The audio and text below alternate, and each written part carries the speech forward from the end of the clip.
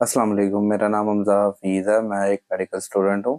आज की वीडियो उन लोगों के लिए जो लोग खाना खाने के बाद पेट में भारीपन महसूस करते हैं। जिन लोगों का पेट थोड़ा-सा खाना खाने के बाद भी फूलने लगता है या पेट जल्दी भर जाने का एहसास होता है या लगता है कि खाना नीचे उतर ही नहीं रहा। कुछ लोग कहते हैं कि उनको भूख कम लगती है और गैस और डिस्कम्फर्ट दिन भर साथ रहता है। अक्सर लोग इस प्रॉब्लम को एसिडिटी समझकर सिर्फ एसिड की मेडिसिन लेते रहते हैं। लेकिन जब रिलीफ नहीं मिलता तो समझ नहीं आता कि असल मसला क्या है। हर पेट का दर्द सिर्फ एसिड की वजह से नहीं होता। ऐसी कंडीशंस के अंदर डॉक्टर एक खास मेडिसिन रेकमेंड करते हैं जो पेट की मूवमेंट को बेहतर करती है और खास तौर पर उन पेशेंट्स के लिए होती है जिनको फंक्शनल डिस्पेप्सिया यानी हाजमे की कमजोरी का मसला हो। इस मेडिसिन का नाम है एकोप्सिया, जिसका जो एक्टिव इंग्रेडिएंट है मतलब कि जो मेडिसिन इसके अंदर मौजूद है उसका नाम है एकोटियामाइड।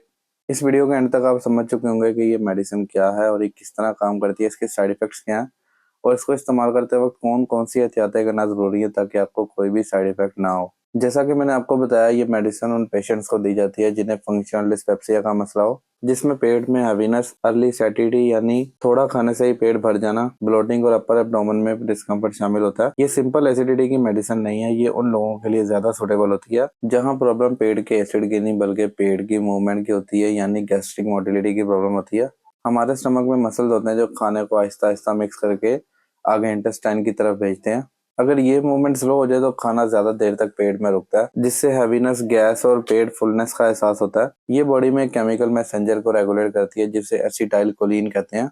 ये केमिकल स्टमक के मसल्स को सिग्नल देता है कि वो कॉन्ट्रैक्ट करें और खाने को आगे मूव करें। नॉर्मली बॉडी के अंदर कुछ ऐसे एंजाइम्स होते हैं जो एसिटाइल कोलिन को तोड़ देते हैं। ये मेडिसिन इन एंजाइम्स को ब्लॉक करती है जिससे एसिटाइल कोलिन का लेवल बढ़ता है और स्टमक की मूवमेंट इंप्रूव होती है। सिंपल अल्फाज में ये एसिड को कम नहीं करती बल्कि पेट की सुस्त मूवमेंट को इम्प्रूव करती है। इसलिए जहाँ प्रॉब्लम स्लो डाइजेशन की हो वहाँ ये मेडिसिन काफी इफेक्टिव साबित होती है। ज्यादातर केसेस में ये मेडिसिन बिल्कुल सेफ मानी जाती है, लेकिन इसके स्टार्ट के कुछ शुरू के दिनों में ऐसा हो सकता है कि आपको हल्का सा हेडेक और नोजिया का प्रॉब्लम हो या फिर लूज मोशन हो जाए या फिर कभी कभार कब्ज रहने लगे। कुछ केसेस में इसके इस्तेमाल के बाद लीवर एंजाइम्स भी इंक्रीज हो सकते हैं, इसलिए लॉन्ग टर्म इस्तेमाल के साथ इनकी मॉनिटरिंग भी जरूरी है। अगर किसी को इसके इस्तेमाल के बाद स्वेयर, एलर्जी, स्किन रैश या फिर कोई स्किन पे पैच बना हुआ नजर आए इसके इस्तेमाल के बाद, तो लाजमी अपने डॉक्टर से मशवरा करें ताकि वो इसका कोई ना कोई हल निकाले। अगर आपको लीवर की प्रॉब्लम है तो डॉक्टर को लाजमी बताएं।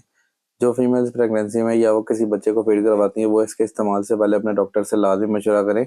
ये मेडिसिन कुछ दूसरी मेडिसिन के साथ इंटरेक्ट भी करती हैं। इंटरेक्ट करने का मतलब ये होता है कि अगर आप पहले से कोई मेडिसिन इस्तेमाल कर रहे हैं, साथ में अगर आप ये मेडिसिन भी इस्तेमाल करेंगे तो उससे आपको कोई साइड इफेक्ट देखने को मिल सकता है या फिर इस मेडिसिन का असर कम हो सकता है। जैसे अगर आप पहले से कोई गैस्ट्रिक मोटिलिटी की टैबलेट इस्तेमाल कर रहे हैं या फिर कोई ड्रग एट्रोपाइन यूज कर रहे हैं या फिर कोई और ऐसी मेडिसिन इस्तेमाल कर रहे हैं, तो एक दफा अपने डॉक्टर को बताएं। बात यह है कि आपको कैसे पता चलेगा कि आप जो मेडिसिन इस्तेमाल कर रहे हैं वो किसी दूसरी मेडिसिन के साथ इंटरेक्ट करती भी है या नहीं। तो इसका सबसे आसान हल ये है कि आप जब भी अपने डॉक्टर के पास जाएं तो उसको लाजमी बताएं कि आप पहले कौन कौन से ट्रीटमेंट ले चुके हैं या कौन कौन से ट्रीटमेंट इस मेडिसिन के साथ ले रहे हैं या फिर आप कौन कौन सी मेडिसिन इस्तेमाल कर रहे हैं ताकि आपको फ्यूचर में कोई मसला ना हो। अक्सर इसकी डोज 100 mg दिन में 2 मरतबा होती है, लेकिन ये जो एग्जैक्ट डोज है वो हमेशा डॉक्टर ही डिसाइड करता है।